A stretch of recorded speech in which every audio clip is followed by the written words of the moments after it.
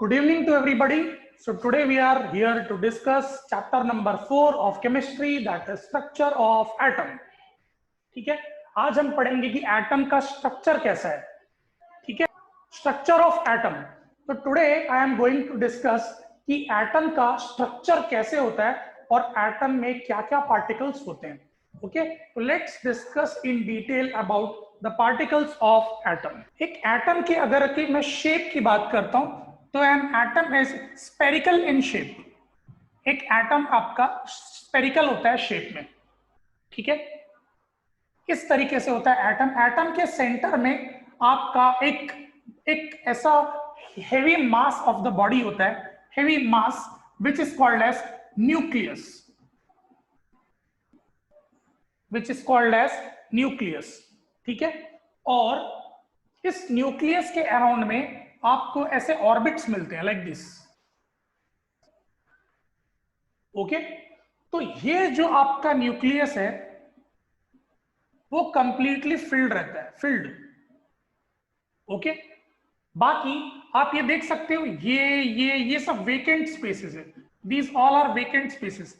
यहां पे आपको खाली जगह मिलेगा, वेकेंट स्पेसेस, राइट. तो आप एक चीज देखो कि ये जो सेंटर वाला जो पार्टिकल है that is called as nucleus. ठीक है, न्यूक्लियस में टोटल 2 पार्टिकल्स होते हैं.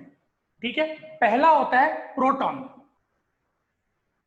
ठीक है, मैं अगर प्रोटॉन के बारे में आपको डिटेल में बताऊं, proton is a positively charged particle. Proton एक ऐसा पार्टिकल है जिसका चार्ज पॉजिटिव होता है. ठीक है, और दूसरा पार्ट होता है न्यूक्लियस का न्यूट्रॉन. न्यूट्रॉन एक न्यूट्रल चार्ज पार्टिकल है जिसका कोई चार्ज नहीं है, which has no charge. Charge नहीं होता तो न्यूट्रल होता है, which has no charge. Okay, तो न्यूक्लियस के अंदर आपके 2 पार्टिकल्स है. You have 2 particles overall inside the nucleus, that is a positively charged proton and a neutral charged neutron, right. And ये आपका ये सेंटर में जो आप ऐसा डायग्राम देख रहे हो न्यूक्लियस के अंदर होता है. ठीक है, तो if somebody will ask what is the charge of nucleus, अगर कोई मुझे पूछता है न्यूक्लियस का चार्ज क्या है, तो न्यूक्लियस के अंदर न्यूट्रॉन जिसका कोई चार्ज नहीं रहता पर प्रोटॉन पॉजिटिव चार्ज रहता है, इसलिए ओवरऑल न्यूक्लियस भी पॉजिटिवली चार्ज पार्टिकल माना जाता है.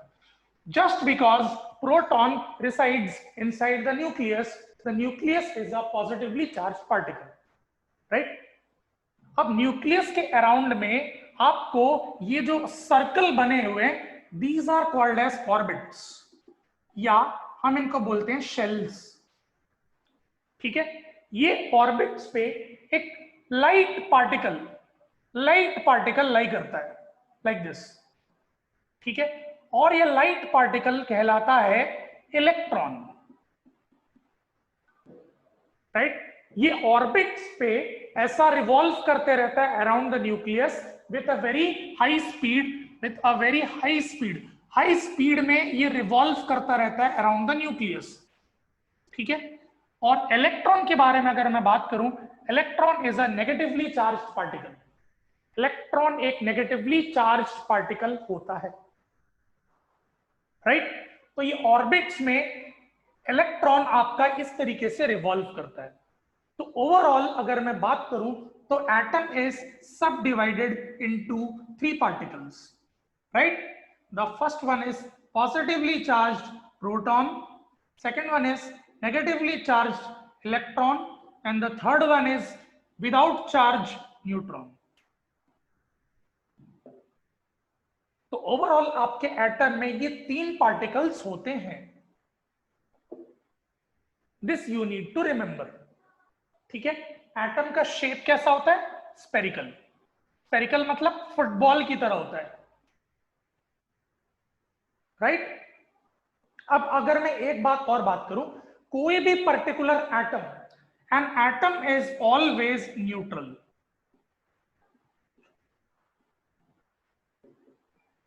An atom is always neutral. ये एक बहुत ही इंपॉर्टेंट स्टेटमेंट है. क्यों इंपॉर्टेंट स्टेटमेंट है? बिकॉज एक एटम में आप याद रखना कि आपका जितना पॉजिटिव चार्ज होता है उतना ही आपका नेगेटिव चार्ज होता है, राइट? एक एटम में जितना पॉजिटिव चार्ज होता है उतना ही नेगेटिव चार्ज होता है। That means I can easily say that number of protons is equal to number of electrons in any particular atom। एक पर्टिकुलर एटम में जितने प्रोटॉन्स होते हैं उतने ही इलेक्ट्रॉन होते हैं, इसलिए ये जितना नेगेटिव होता है वो उतना ही पॉजिटिव होता है, और नेगेटिव और पॉजिटिव आपस में बैलेंस करके जीरो बना देता है। इसलिए ओवरऑल आपका जो एटम होता है दैट इज ऑलवेज न्यूट्रल। आप मैथमेटिकली सोचो, अगर मैं -2 और +2 दोनों को ऐड कर दूं तो -2 + 2 मिलके 0 बनाता है, मतलब 0 पॉजिटिव भी नहीं है नेगेटिव भी नहीं है। तो अगर मेरी नेगेटिव और पॉजिटिव की क्वांटिटी एकदम सेम रही, right, the number of electrons and protons अगर मैंने सेम ले लिया, तो जो मेरा एटम होता है वो विदाउट एनी चार्ज न्यूट्रल होता है। तो एक न्यूट्रल एटम में हमेशा आप ये रूल को याद रखेंगे, the number of protons will always be equal to number of electrons. ना एक इलेक्ट्रॉन बड़ा होता है ना एक इलेक्ट्रॉन कम होता है, right? Please note it down. आपको याद रखना पड़ेगा हमारे पास तीनों पार्टिकल्स के मास और चार्ज क्या है, ठीक है? तो ये टेबल आपको हमेशा याद रखना पड़ेगा। ये पार्टिकल है, right? We have 3 particles, the first one is proton, the second one is electron and the third one is neutron, ठीक है? और यहां पे मैं लिखूंगा मास और यहां पे लिखूंगा चार्ज। आपको हमेशा ये याद रखना चाहिए, ठीक है? प्रोटॉन की अगर मैं मास की बात करूं तो प्रोटॉन का मास होता है 1.673 इंटू 10⁻⁻27 kg। 1.673 इंटू 10⁻⁻27 kg होता है प्रोटॉन। प्रोटॉन से थोड़ा सा हैवी होता है न्यूट्रॉन, 1.675 होता है 3 की जगह इंटू 10⁻⁻27 kg, मतलब आप देख लो 0.002 kg बड़ा होता है, ठीक है? और अगर मैं इलेक्ट्रॉन की बात करता हूं तो इलेक्ट्रॉन सबसे लाइटेस्ट पार्टिकल है, सबसे हल्का पार्टिकल है, तो मास भी सबसे कम होगा, 9.1 इंटू 10⁻⁻31 kg। ओके, सबसे लाइटेस्ट पार्टिकल है ये। और न्यूट्रॉन सबसे हेवीएस्ट पार्टिकल, राइट? अगर मैं चार्ज की बात करूं तो प्रोटॉन का चार्ज होता है 1.6 इंटू 10⁻⁻19 और चार्ज का यूनिट होता है कैपिटल C, जिसको हम बोलते हैं Coulomb's, COULOMBS। This is the unit of charge, Coulomb's. तो 1.6 इंटू 10⁻⁻19 कूलम्स होता है प्रोटॉन का चार्ज। इलेक्ट्रॉन का भी सेम चार्ज होता है, सेम 1.6 इंटू 10⁻⁻19 कूलम्स, और न्यूट्रॉन का कोई चार्ज नहीं रहता है। बस फर्क इतना है कि प्रोटॉन का जो चार्ज है वो प्लस में रहता है, इलेक्ट्रॉन का जो चार्ज है वो माइनस में रहता है। यही बेसिक डिफरेंस है, बाकी मैग्नीट्यूड में कोई डिफरेंस नहीं है, राइट?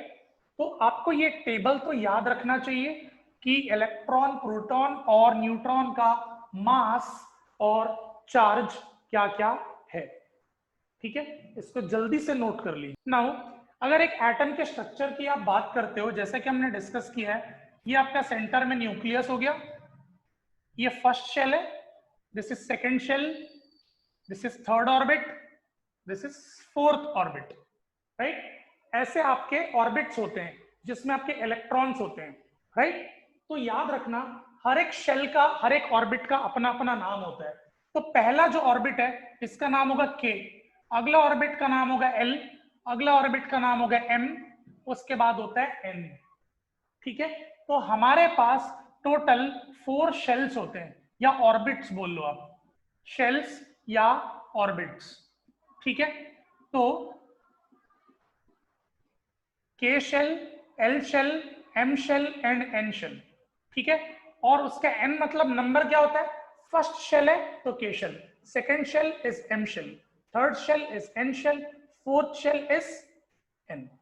तो अगर मुझे कोई बोले कि एक शेल में कितने इलेक्ट्रॉन्स होते हैं, तो याद रखना नंबर ऑफ इलेक्ट्रॉन्स कोई भी शेल में, ओके, इन अ शेल उसका एक फॉर्मूला होता है। क्या फॉर्मूला है? 2 इंटू एम स्क्वायर। ये आपका फॉर्मूला होता है 2 इंटू एम स्क्वायर। ठीक है, तो अगर मैं के शेल की बात करता हूं तो के शेल में एन की वैल्यू क्या है? 1। तो इलेक्ट्रॉन्स कितने होंगे? 2 into 1 square, that is 2 into 1 is equal to 2। अगर मैं एल शेल की बात करूं तो एल शेल मतलब एन की वैल्यू क्या हो जाती है? 2। Number of electrons 2n square है, मतलब 2 इंटू 2 स्क्वायर, 2 स्क्वायर 4 है, 4 इंटू 2 8 है। तो एल शेल में 8 इलेक्ट्रॉन्स होंगे। अगर मैं एम शेल की बात करता हूं तो एम शेल में एन की वैल्यू 3 है, यानी कि इलेक्ट्रॉन्स होंगे 2 इंटू 3 स्क्वायर। 3 स्क्वायर होता है 9, 9 इंटू 2 इज 18। तो आपके एम शेल में यानी कि थर्ड शेल में 18 इलेक्ट्रॉन्स हो जाएंगे। और आपका लास्ट यानी कि एन शेल जो है, राइट, उसका स्मॉल एन की वैल्यू 4 है, तो number of electrons 2 into 4 square होगा। 4 square is equal to 16, 16 into 2 is 32। तो इस तरीके से आपको हर शेल में नंबर ऑफ इलेक्ट्रॉन्स याद रखना होगा। के शेल में 2, एल शेल में 8, एम शेल में 18 और एन शेल में 32। और उसका फॉर्मूला क्या है? 2 इंटू एन स्क्वायर। और हर शेल के लिए आपका एन के वैल्यू यहां पे मैंने बताया हुआ है, राइट। तो ऐसा होता है आपका एक पर्टिकुलर एटम का स्ट्रक्चर।